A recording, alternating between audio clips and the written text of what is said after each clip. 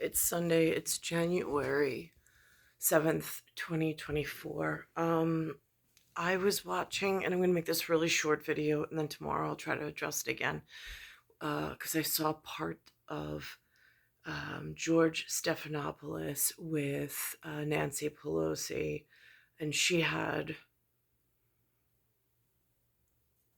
I don't want to say sung a tune, but she had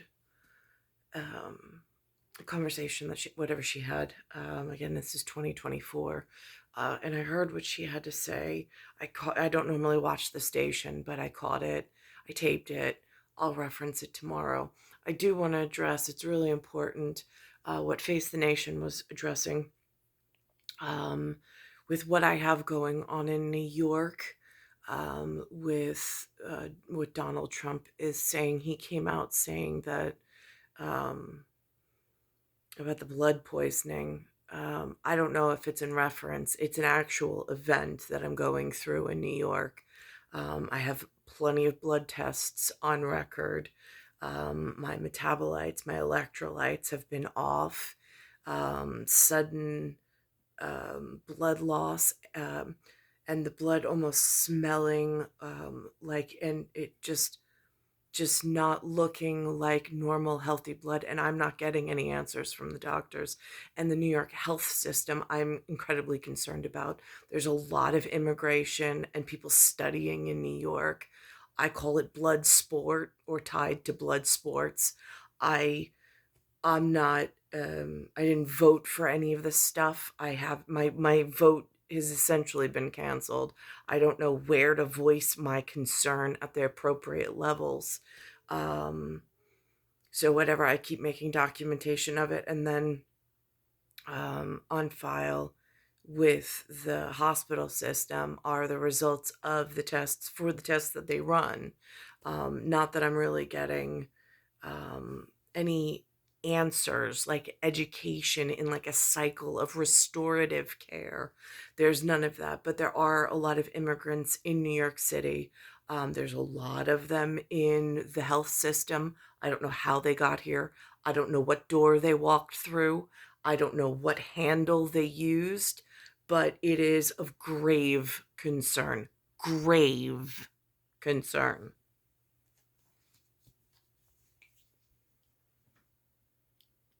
President Trump says immigrants are poisoning the blood of our country. Is that a statement you agree with? That's not.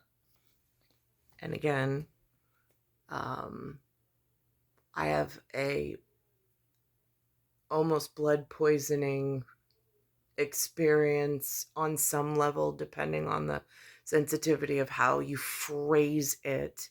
The blood not being in its normal humor, and plasma and hematocrit and so on and so forth for various reasons: viral, bacterial, mineral, vitamin deficiency.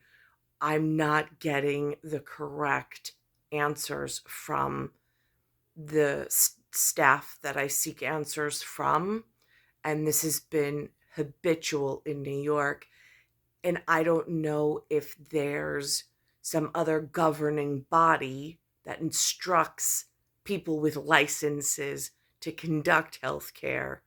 But when I hear, and of course I hear it through a very different filter because the experience of what I'm going through in the state of New York, or the greater state of New York.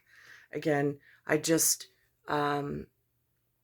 mentioned something somewhere between the Atlantic Ocean and the Western Interior Seaway.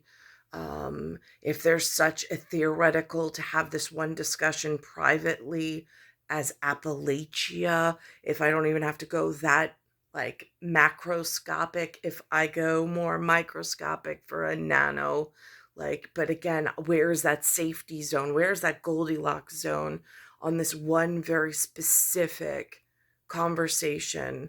Um, I'm not quite sure, but when I hear things like this, I know they chalk it off normally to, oh, Trump's just so hateful. I even hear Linda and Lou, the way that they preface it. But I'm not so quick to judge because I know just what's going on. And in the in New York City and outer boroughs and the Long Island, um, there is a conversation that could be had about some of the questionable um, situations existing now and that have gone on. Language I would use, but understand the urgency of President Trump's admonition. He's been saying this since he ran for president the first time, that we have to secure the border. And I think the vast majority of the American people understand the necessity of that, and I Right. think they agree with his position. But that statement goes beyond what you are personally comfortable with. It's not language I would use, but I understand Because it sounds hateful. well, it's not hateful. What President Trump is trying to advance is his America First priority, and I think that makes sense to a lot of people. The current president. And again, in this monetary system in the United States of America and in Federal Reserve note with portrait, I happen to look stereotypical of what's on those notes um, issued by governing body.